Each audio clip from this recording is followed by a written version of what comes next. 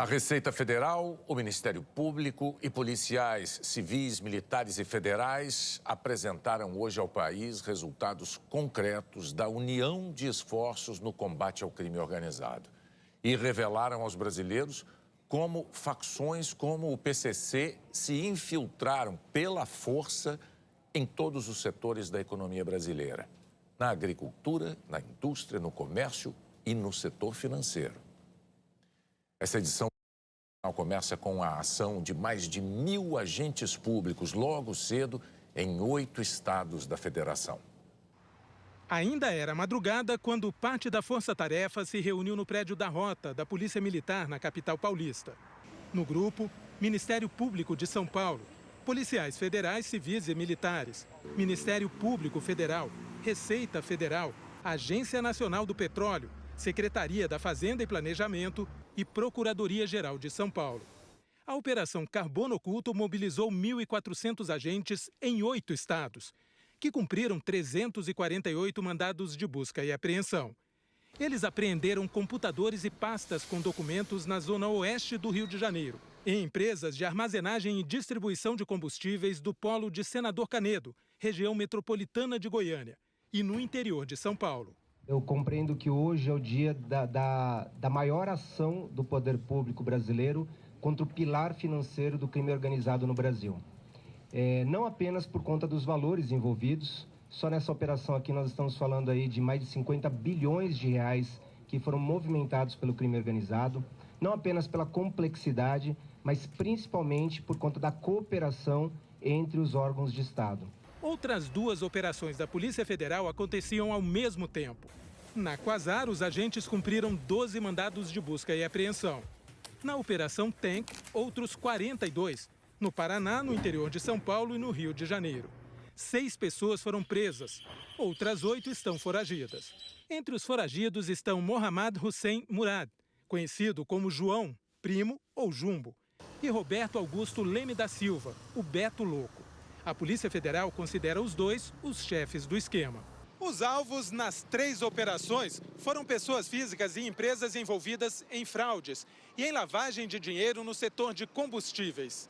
As investigações revelaram que, para encobrir o esquema criminoso, o PCC se infiltrou até num dos centros financeiros mais importantes do país, aqui na Avenida Brigadeiro Faria Lima, em São Paulo.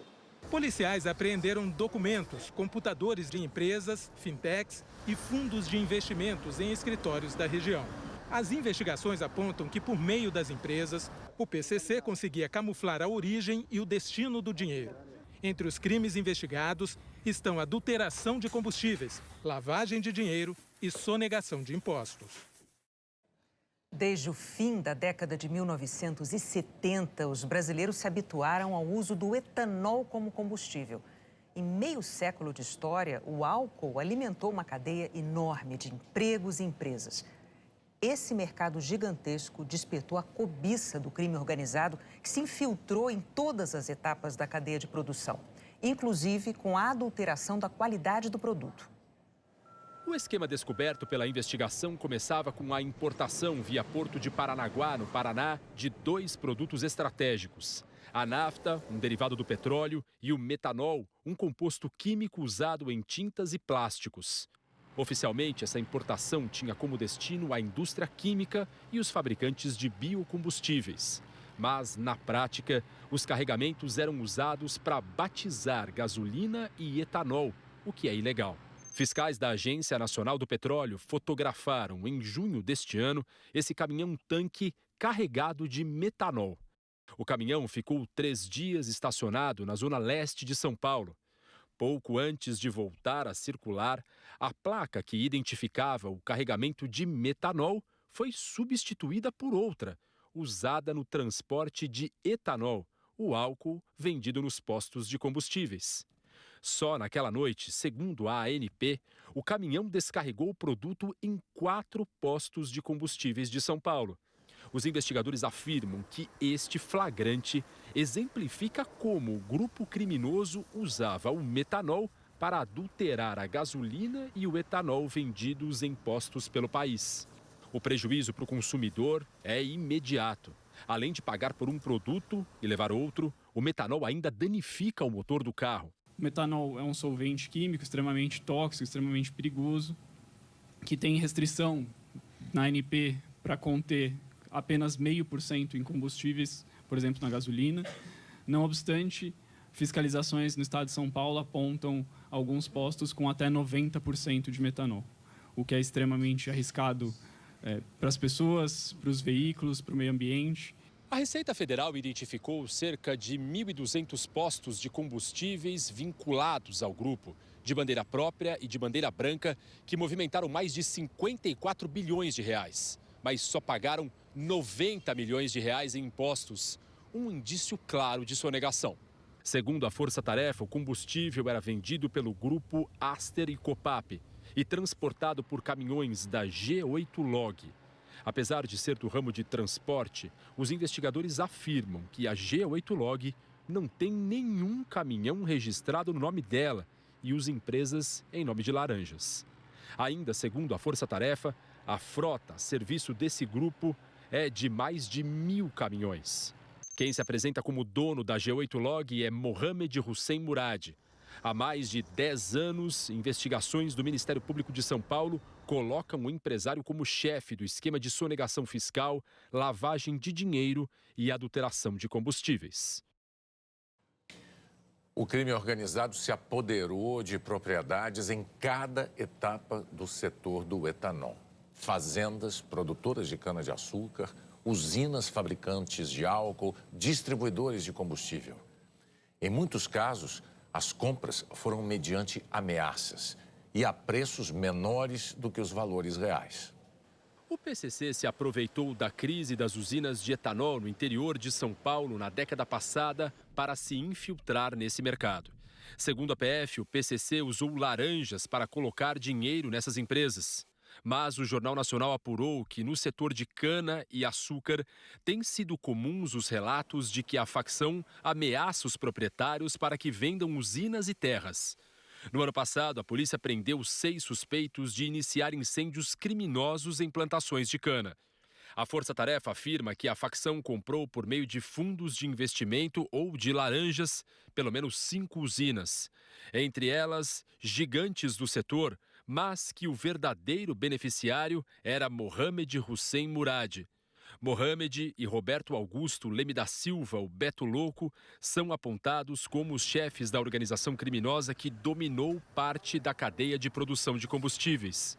A Força Tarefa afirma que o grupo também coagiu os donos para que vendessem postos de combustíveis, que eles não receberam os valores da negociação e ainda foram ameaçados de morte se fizessem qualquer tipo de cobrança.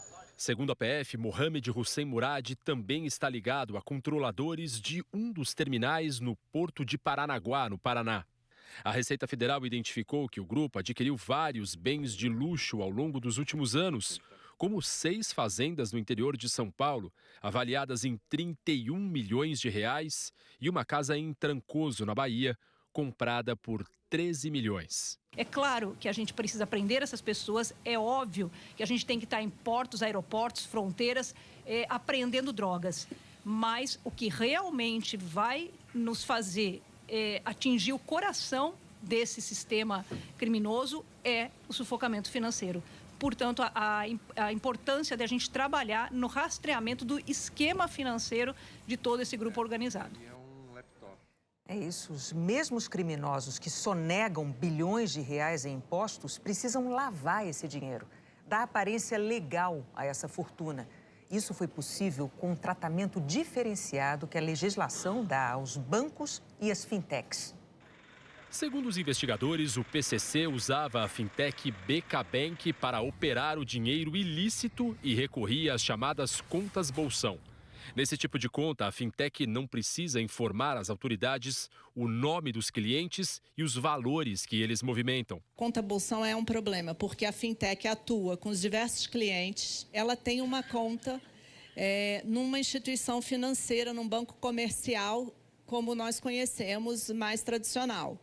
Essa conta não identifica cada cliente, e ao não identificar cada cliente, torna o percurso do dinheiro mais complexo de ser provado. O dinheiro dos postos de combustíveis ia direto para essas contas bolsão. Para vocês terem uma ideia, foi identificado também o uso daquelas maquininhas, né, de pagamento eletrônico. Da maquininha que você vai lá no posto e faz o seu pagamento, vai direto para a conta bolsão da Fintech. De acordo com a Receita Federal, no período de 5 anos, só no BK Bank, os bandidos movimentaram 46 bilhões de reais. A Força Tarefa também descobriu que a maior parte do dinheiro era investida em ao menos 40 fundos de investimento. A maioria dos fundos era administrada pela REAG, uma das maiores gestoras do país, listada inclusive na Bolsa de Valores de São Paulo. Segundo a investigação, essas aplicações em fundos reuniam 30 bilhões de reais. A REAG foi alvo de busca e apreensão. O MP de São Paulo pediu explicações ao Banco Genial, administrador de um fundo que movimentou 100 milhões de reais. Diferentemente das fintechs, os fundos têm a obrigação de informar as autoridades sobre operações financeiras suspeitas. Dados da Receita Federal apontam que, como todo esquema fraudulento, a organização criminosa sonegou mais de 8 bilhões em impostos. É um esquema de lavagem de dinheiro que, infelizmente, pode ser utilizado, entre aspas, aqui, estaria disponível para quem quisesse utilizar como sonegador, traficante, enfim, toda a sorte de criminoso que pudesse utilizar, quisesse, enfim, infelizmente, utilizar esse fundo.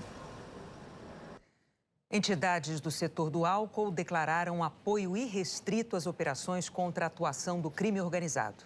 A REAG Investimentos afirma que atuou como prestadora de serviços de fundos citados na operação e que nunca se envolveu nas atividades econômicas dos clientes. O Banco Genial informou que o fundo suspeito de irregularidades foi estruturado por outros prestadores de serviço e transferido à instituição em 2024, após as devidas diligências. Afirmou também que não recebeu qualquer notificação oficial sobre a investigação e que, ao tomar conhecimento pela imprensa, renunciou à prestação de serviços ao fundo. A usina do grupo Virgolino de Oliveira declarou que está colaborando com as autoridades. Nós não recebemos resposta do BK Bank, do grupo Aster, da Copap, da G8 Log, da usina Itajobi e da defesa de Mohamed Murad. E não conseguimos localizar a defesa de Roberto Augusto Leme da Silva.